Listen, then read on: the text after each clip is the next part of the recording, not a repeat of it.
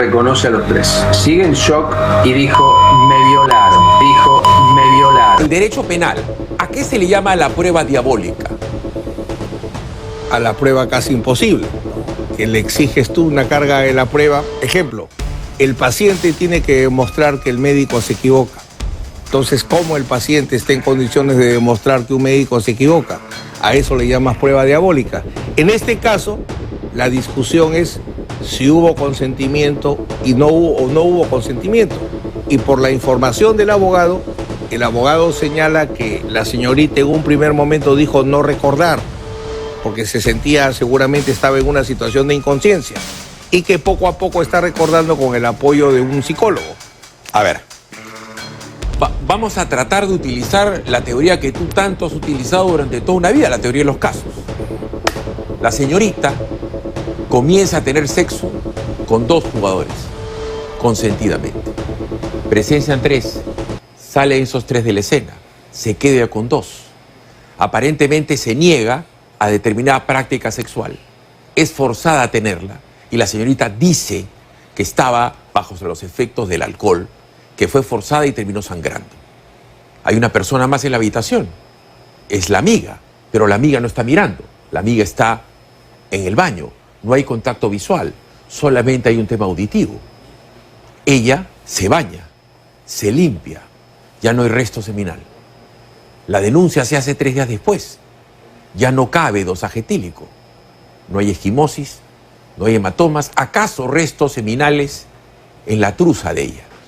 3 días después, la denuncia se hace en Buenos Aires. El caso tiene que ser investigado en Montevideo, ella vive en Buenos Aires y los inculpados en Lima.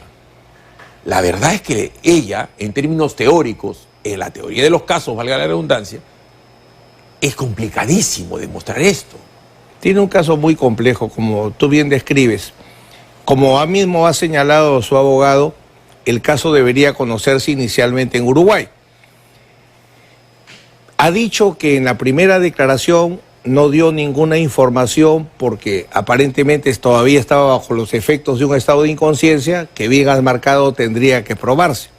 El estado de inconsciencia tiene que demostrarse y debería tener en la sangre restos de aquella sustancia que la llevó a la inconsciencia.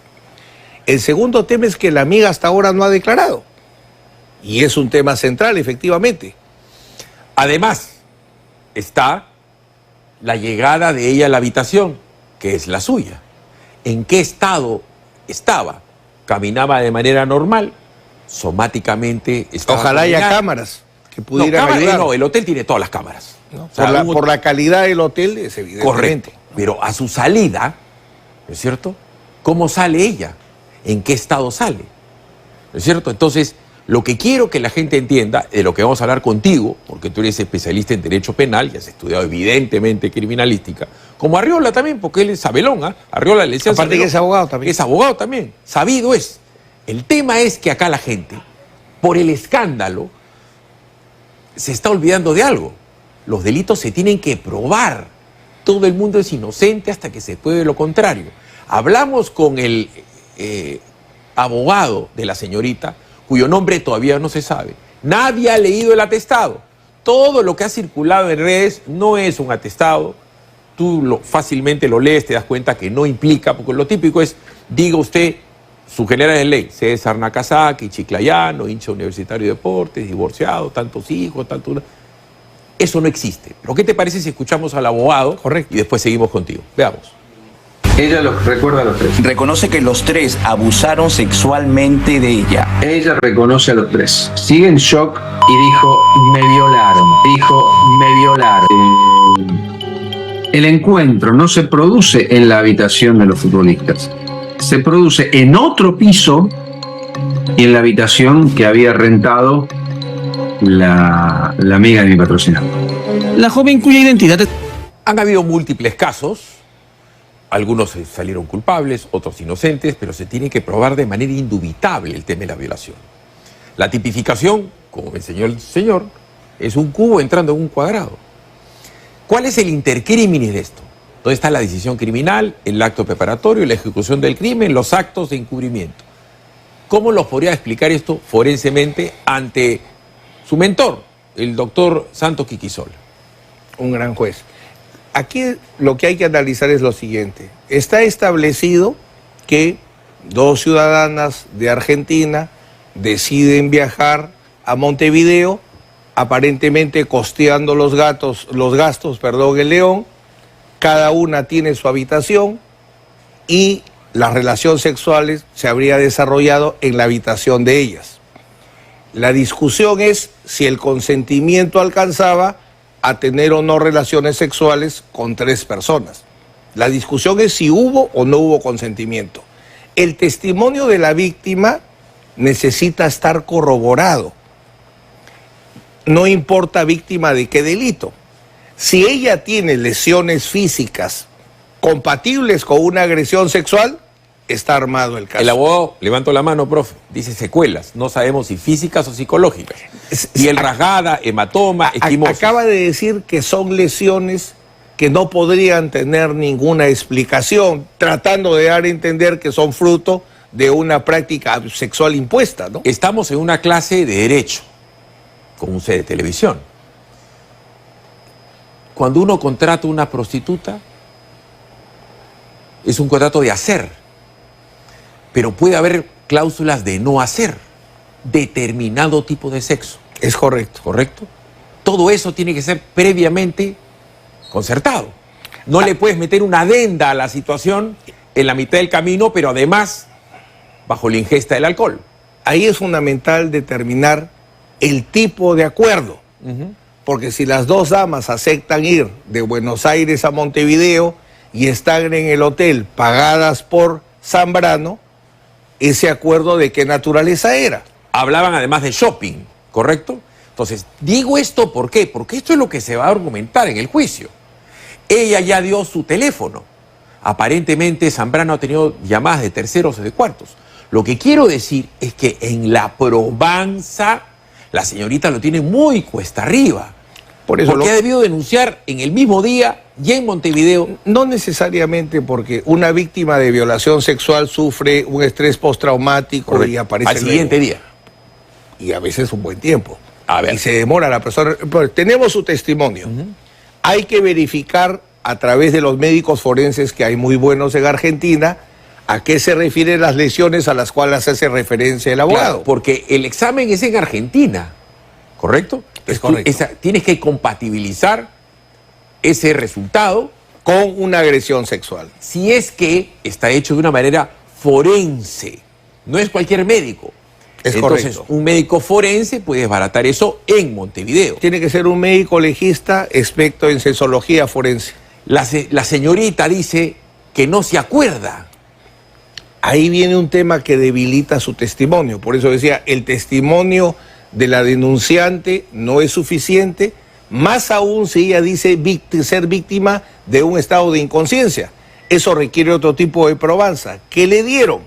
Y si no lo puedes acreditar con prueba química, es el testimonio para mí clave de la otra dama. Sí, ella tiene que referir si a su amiga le han dado algún tipo de sustancia. La otra dama está en una habitación promedio 46-48 metros cuadrados, casi del tamaño de este set.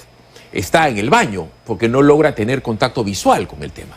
Hay que ver qué declara. Si tiene contacto visual, será un testimonio pleno. Si no tiene contacto visual, será testigo de oídas porque está en el baño. Un tema clave que al parecer no es entendido bien es el estudio de la personalidad de la víctima. Porque si tú haces el estudio de la personalidad de la víctima, lo que el maestro llamaba víctima, el doctor Santos, en el caso banquero, es el primero que trae al Perú la victimiología de von Henting, Hans von Henting. Hay que analizar el patrón de conducta de la persona para saber si es prostituta, si es una persona cuya práctica sexual implica tríos o no, porque si se descarta que ella no realiza prácticas sexuales violentas, eso refuerza que no hubo consentimiento. No necesariamente es una prostituta, puede ser una chica que era amiga de probablemente Zambrano, la naturaleza de la reunión es central. Y digamos que es una persona de mente abierta que es capaz de tener sexo con uno o con un dúo o con un trío. El tema es que, como no tenemos atestado, porque se está cautelando el nombre de la víctima, se va tarde o temprano que saber. ¿no es cierto? De todas maneras, a tener que saber. Y el de la señorita, el de la amiga, la que era la titular del cuarto. Entonces, eso va a ser absolutamente determinante, porque si no va a ser la palabra de la víctima contra dos. Yo creo que lo central es que el caso se termine de armar, y eso implicaría decidir hacerlo en Uruguay o la alternativa de hacerlo en el Perú, ya no por el principio de cuál fue el lugar, sino la nacionalidad de los que tendrían que ser investigados. La primera opción es Uruguay, pero si Uruguay no actúa, el Perú tranquilamente podría intervenir por el principio de la nacionalidad. Si el investigado es peruano, nuestro Código Penal, artículo 2, numeral 4, dice: peruanos que cometen delito en el extranjero, es aplicable la ley peruana. Entonces, tranquilamente el caso podría armarse acá. Sí, correcto, pero si una señorita de escasos recursos que no tiene cómo costearse un viaje a Montevideo, Buenos Aires, estamos hablando de, ¿no?, ir Lima-Chosica. Pero es una acción penal de oficio, ¿no? Correcto. El Estado, sea el uruguayo, sea el Estado de Perú, puede cautelar una investigación. Hasta el momento no hay testimonial alguno de Zambrano, ni de Trauco. Ni de los tres varones, ni de la amiga. En el caso de Peña, el doctor Juan Peña, que no es su familia, simplemente niega los hechos y alude que Peña se retiró. Todo eso tiene ingresos y salidas visuales. Cuando entra la chica, cuando entra Zambrano, cuando entra Trauco, cuando entra uno. Aquí no dice yo llevé hielo. El comportamiento posterior es fundamental. ¿Está registrado en cámaras cómo salieron las damas de sus habitaciones? Es determinante para saber si salieron dos personas con plena conciencia o salieron personas con problemas de conciencia. Porque además la chica se retira en esa madrugada. Si sale caminando consternada, no es lo mismo que si sale riéndose con la amiga. Si ha sido una víctima de una violación sexual múltiple, es evidente que su forma de actuar va a permitir evidenciar y en que ha sido víctima de un delito. Si el cuarto lo estaba pagando Zambrano y ella se retira a la hora que hacer el check-out, lo tendría que haber llamado para ver si él ha cerrado la cuenta. Porque en los hoteles no te dejan irte si no has pagado la cuenta. Hay un montón de cosas, varios datos detalles desconexos que no se conocen. Por eso, ni absolver anticipadamente, ni condenar anticipadamente. Ni condenar anticipadamente. A ver, hablando de